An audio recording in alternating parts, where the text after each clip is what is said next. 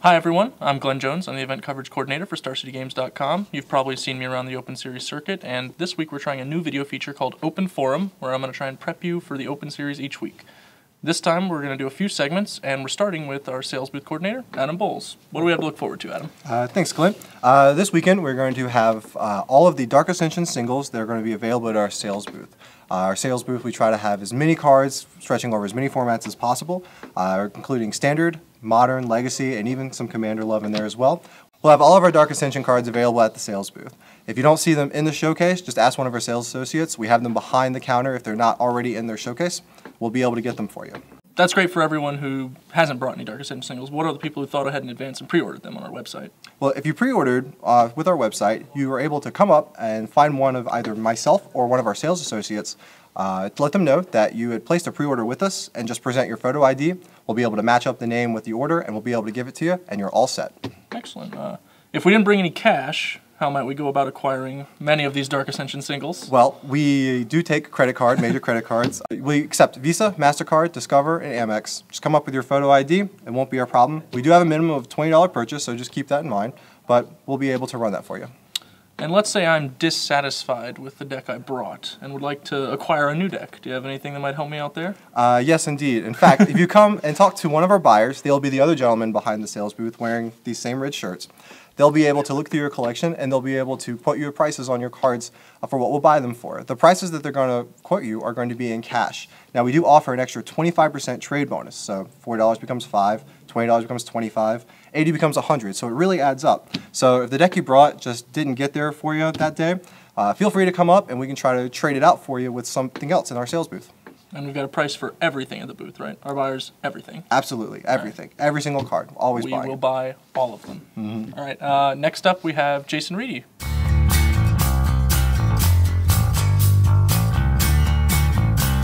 I'm back, and here's Jason Reedy, a member of our events team and our Invitational Qualifier coordinator. Jason's going to talk to us a little about the actual events going on at the Richmond Open Series and before them, such as F&M. Right, yeah, definitely. You guys are going to come in early in town. There's going to be two great locations that you can check out for F&M. Awesome. These stores have run invitational qualifiers for us, and they have done a great job. The first is the Time Capsule, who actually hosted our first Super IQ ever. First one. The very first one.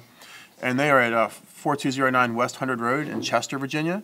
And also is, for the win, FTW Games. FTW Games. Who have an invitational qualifier coming up on February 11th. And they're in Midlothian on 13176 Midlothian Turnpike.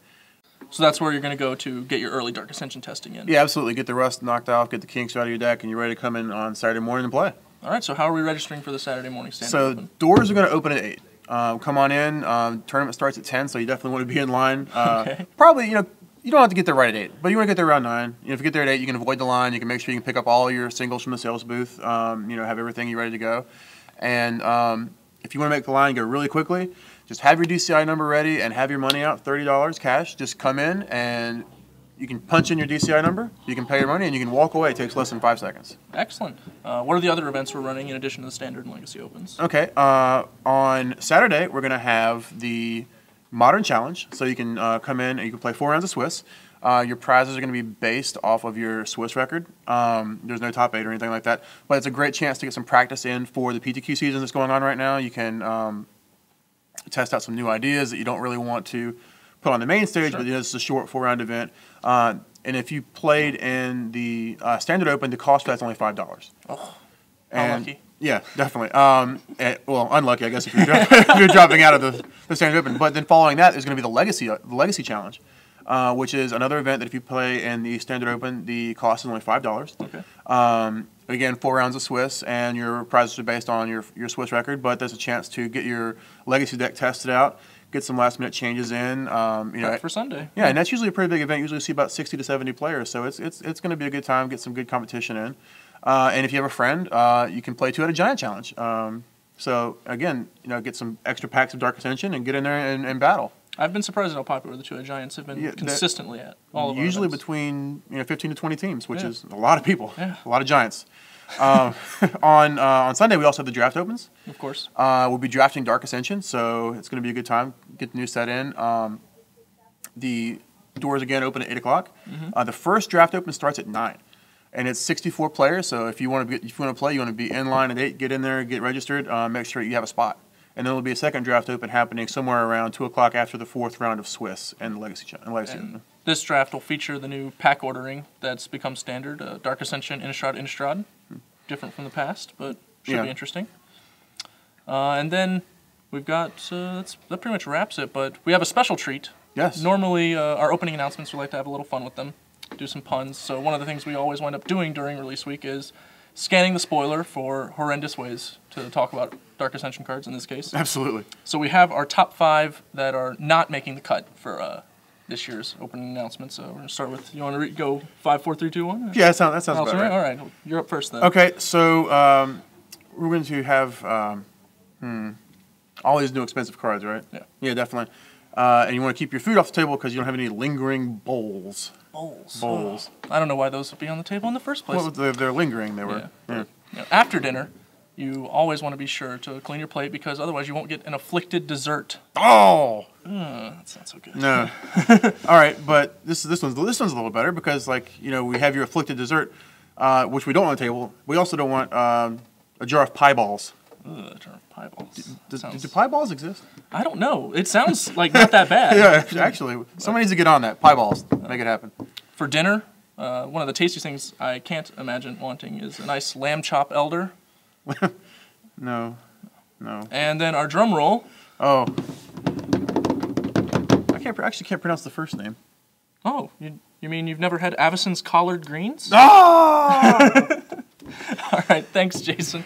We're going to be right back with Nick Spagnolo.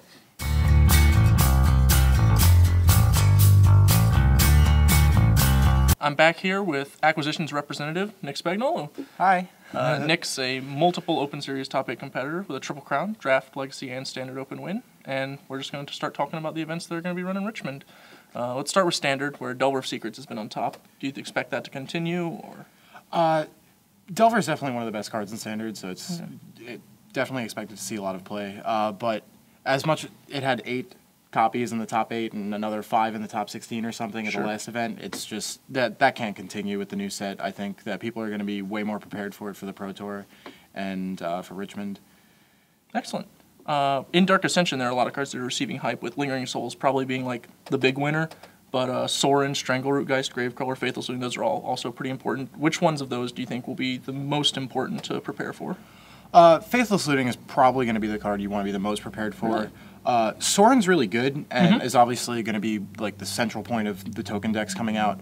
But against Mana Leak and the Delver decks, I don't see Sorin being the best card. Whereas Strangleroot Geist has haste and trades really profitably with everything that the Delver decks are trying to do. So if you want to beat the Delver decks, you probably want to be on an attacking plan with cheap creatures like Strangleroot Geist and Gravecrawler and stuff.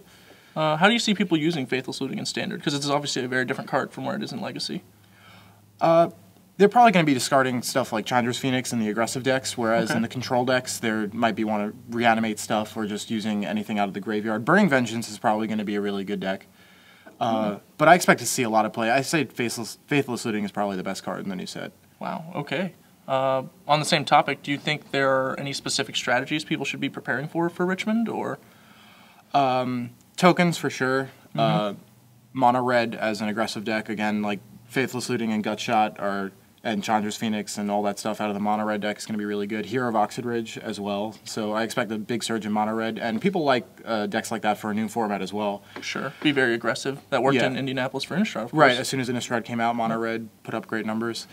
So there's always this sort of unstable period where those aggressive decks flourish. Once people have actually figured out what decks they like, do you expect the metagame to resume like the same kind of stability it's had, or become more cyclical? Well, right after the Open, we're going to have the Pro Tour, and that's going to set the metagame for a while as people just copy the best decks from the Pro Tour and what has done well. But I think it's going to fluctuate still because in Standard it's been fluctuating for a while now. They've made it so Standard, keeps changing. And Okay. Let's move on to Legacy then, because we have a Legacy Open also.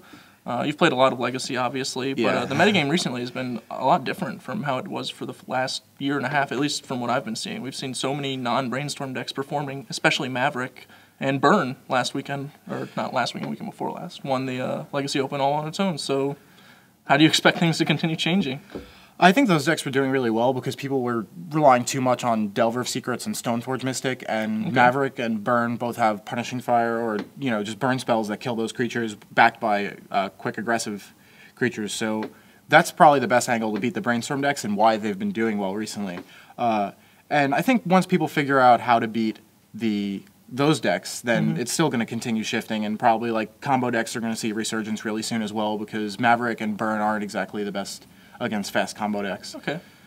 And we all know that Legacy is a format where decks don't change as often. People like to play the same thing regardless.